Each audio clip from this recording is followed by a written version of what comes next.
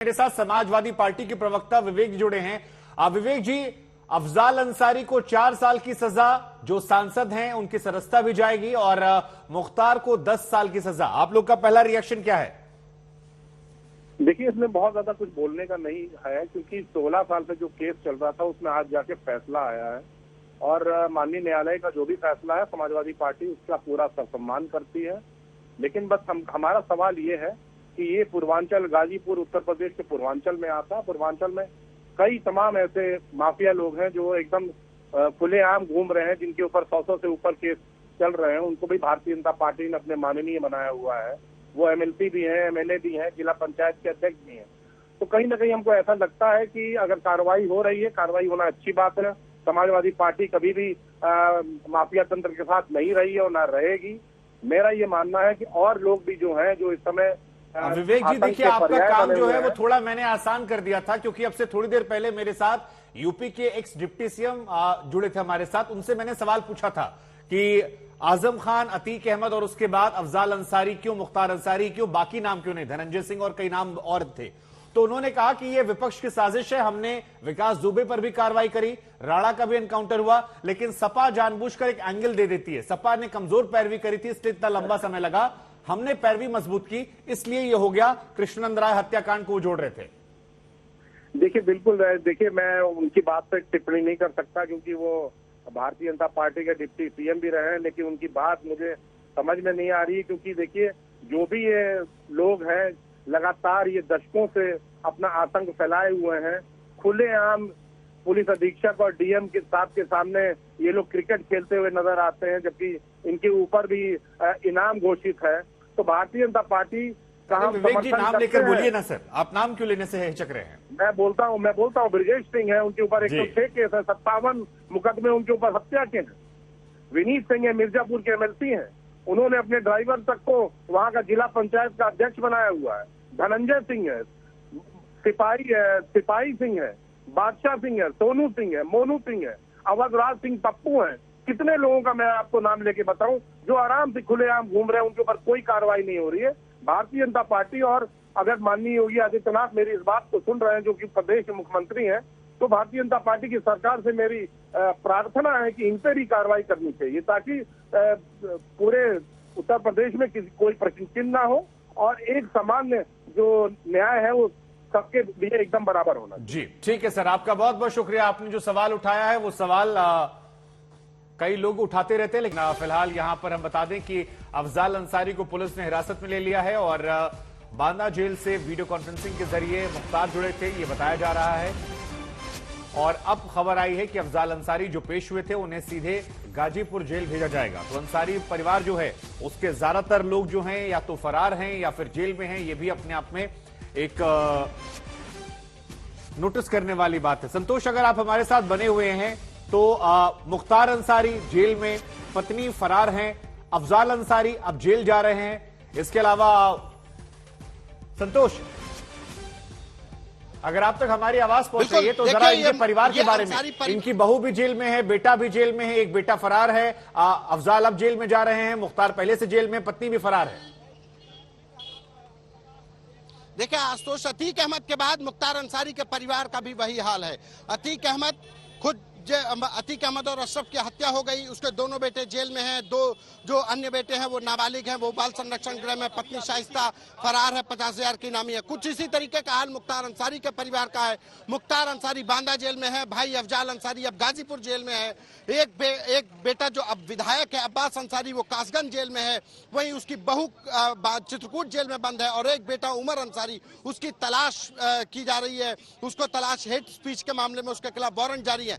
यानी कि अतीक अहमद के बाद अंसारी परिवार की भी मुसीबतें बढ़ गई हैं और पूरा परिवार अतीक अहमद के बाद एक मुख्तार अंसारी का एक ऐसा परिवार हो गया है जिसकी तलाश की जा रही है। या तो लोग जेल में हैं या फिर अगर जेल के बाहर हैं तो उनको पुलिस तलाश रही है। बिल्कुल, लेकिन मुख्तार अंसारी का परिवार, संतोष, एक बात हम दर्शकों को यह भी बताना चाहेंगे कि मुख्तार अंसारी के दादाजी जो हैं एक जमाने में कांग्रेस के अध्यक्ष हुआ करते थे, गांधी जी के साथ इन्वॉल्व थे। उनके नाना जो हैं वो ब्रिगेडियर उस्मान थे, जिन्होंने देश के लिए जान दे दी और उन्हें सम्मान से नवाजा गया। और उसी परिवार की जो नई पीढ़ी है वो पूरी या तो जेल में या फरार है। कुछ प्रतिक्रियाएं भी आ रही हैं। किस बारे में तैयारी? मतलब ये जो फैसला हुआ इसके बाद लॉ एंड ऑर्डर ना बिगड़े इसके लिए क्या करेगी आप? सुरक्षा के सारे इंतजाम है, पुलिस फोर्स डिप्लॉयमेंट है और बाकी सब पीसफुल रहेगा। और अफजाल अंसारी को भी कहा गाजीपुर जेल लेके आएगा मैडम, यही रखा जाएगा? हाँ, अभी गाजीपुर तो जेल में तैयारियां हैं उम्र की पूरी तैयारियां हैं जेल में। और क्योंकि कानूनी रूप से जब भी किसी को सजा सुनाई जाती है उसे तत्काल पुलिस हिरासत में लेके और अभिरक्षा में, न्यायिक हिरक्षा में लेके उन्हें जेल भेजा गया है और वो यहाँ की जेल में अभी गए हैं। और जेल में भी सुरक्षा के काफी इंतजाम मालूम पड़ रहा है, वहाँ भी किए गए हैं। हाँ, पर्याप्त सुरक्षा के प्रबंध सारी जेलों में है, यहाँ पे भी पर्याप्त सुरक्षा के प्रबंध हैं। तो चूंकि सांसद रहे हैं तो क्या अलग से कोई जेल में अलग से आइसोलेशन में रखा जाएगा? जेल के अंदर कुछ ऐसा इंतजाम किया गया है? ये जेल सुपरिंटेंडेंट ने अपनी व्यवस्था की होगी, ये उनका विषय है, लेकिन सुरक्षा पूरी उन्होंने कहा है कि पूर्ण रूप से सुरक्षित और पूरी सुरक्षा प्रदान की जाएगी उन्हें जेल में रहने के दौरान। अब महमूदाबाद में कुछ इंतजाम आप विशेष किए हैं? महमूदाबाद में जहाँ पर पूरे जनपद में पुलिस चप्पे चप्पे पे तैनात है, सभी स्थितियों पे अपना नजर रखे हुए हैं और जो भी जिस तरह का कोई इनपुट आ रहा है सभी पे नजर है और कानून व्यवस्था बिल्कुल बनी रहेगी। अभी भी बिल्कुल सब स्थिति ठीक है।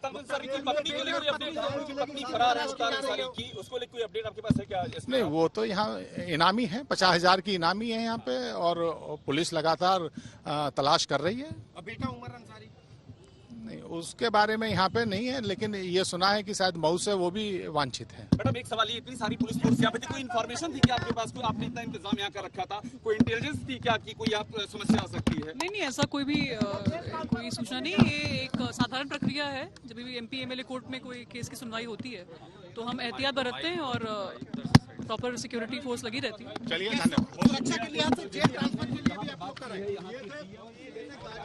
ये गाजीपुर के डीएम और एसपी हैं जिन्होंने तफसील से जानकारी दी है कि गाजीपुर में जो नए हालात हुए हैं, अफजाल अंसारी को सजा का ऐलान हुआ है, उसको लेकर के जिले में किस तरीके के सुरक्षा के इंतजाम किए गए हैं, चप्पे चप्पे पर नजर रखी जा रही है, क्योंकि वो भी समझ रहे हैं कि इस सजा के ऐलान के मायने क्या होंगे और इसी वजह से पुलिस भी सतर्क है और जो प्रशासनिक अमला है वो भी नजर बनाए हुए है। जी नहीं तो संतोष, देखिए आप लोग तो यहाँ पर आते रहते हैं लगातार, कई और भी पेशियां कवर की होंगी। आज यहाँ पर क्या माहौल बदला अभी आपको नजर आ रहा है सुबह से जब आप यहाँ पर मौजूद हैं, इस खबर को कवर कर रहे हैं? देखिए, माहौल जिस तरीके से बदला है, जिस जिले में, गाजीपुर जिले में या मुख्तार अंसारी के ऊपर 61 मुकदमे दर्ज हैं। 61 में आज की डेट में 17 मुकदमे ऐसे हैं जो सिर्फ ट्रायल पर हैं, बाकी मुकदमे छूट गए।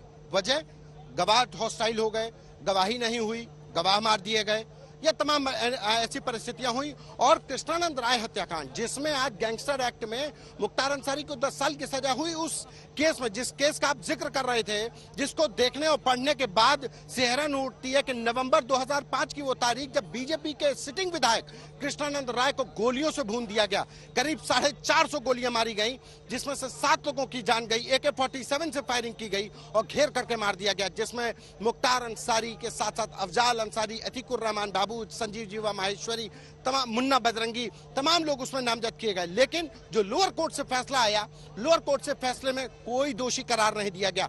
कोई तो सवाल इस बात का है कि वो 450 गोलियां आसमान से बरसी, धरती ने उगली और 7 लोगों की मौत कैसे हुई। लेकिन वो प्रोसिक्यूशन का था, प्रोसिक्यूशन में गवाह पेश नहीं हुए, गवाह हॉस्टाइल हो गए, कुछ गवाह मारे गए, कुछ पुलिस की टेक्निकल गलतियां थी, जिसकी वजह से अब सीबीआई, अगर कहा जाए सीबीआई इस पूरे मामले को प्रोब कर रही थी, उसकी जांच कर रही थी। अब सीबीआई ने इस मामले में हाई कोर्ट में अपील की है, हाई कोर्ट में यह मामला नए सिरे से चल रहा है।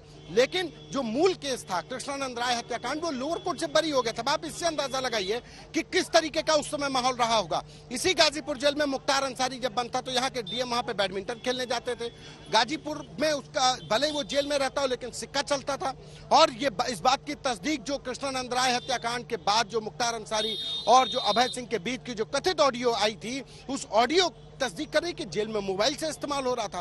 तो ये तमाम कहानियां हैं कि एक वक्त था कि इस गाजीपुर में मुख्तार अंसारी का सिक्का चलता था, जेल हो या मुख्तार अंसारी का घर, राज मुख्तार अंसारी का होता था। लेकिन आज परिस्थितियां बदल गई हैं। आज वही मुख्तार अंसारी बांदा जेल में है, वहीं दूसरी तरफ उनके भाई जो सांसद अफजाल अंसारी हैं, उनको सजा का ऐलान हो गया है। वो अब 4 साल की सजा काटने के लिए गाजीपुर जेल भेज दिए गए हैं। उनकी सांसदी चली ही जाएगी, क्योंकि नियम है कि 2 साल से ज्यादा अगर किसी को सजा हो गई तो उसकी सांसदी चली जाएगी। तो उनकी सांसदी चली गई। पत्नी अफशा अंसारी, उनकी तलाश गाजीपुर पुलिस को है। बेटा उमर अंसारी, उसकी मऊ पुलिस को तलाश है। मऊ पुलिस ने हेट स्पीच में मुकदमा दर्ज करके उनके वारंट जारी कर दिया, उसकी तलाश है। बेटा अब्बास अंसारी जो सुहेलदेव भारतीय समाज पार्टी का विधायक है, वो कासगंज जेल में बंद है। अब्बास अंसारी की पत्नी वो चित्रकूट जेल में बंद है। तो यानी कि एक कहा जा सकता है कि परिस्थितियां किस तरीके से बदलती हैं वो उसका नतीजा है। आज यहाँ पर चाक चौबंद व्यवस्था की गई थी गाजीपुर जिला प्रशासन के द्वारा। और गाजीपुर, भले ही गाजीपुर में हरकत हो रही हो, लेकिन डेवलपमेंट पर नजर, एक एक चीज की डेवलपमेंट पर नजर लखनऊ भी रख रहा था। लखनऊ में चाहे डीजीपी आर.के. विश्वकर्मा हो, ADG law and order Prashant Kumar हो, या एसीएस हो, एसीएस संजय प्रसाद, तमाम बड़े अधिकारी पल पल की जानकारी ले रहे थे डीएम और एसपी से।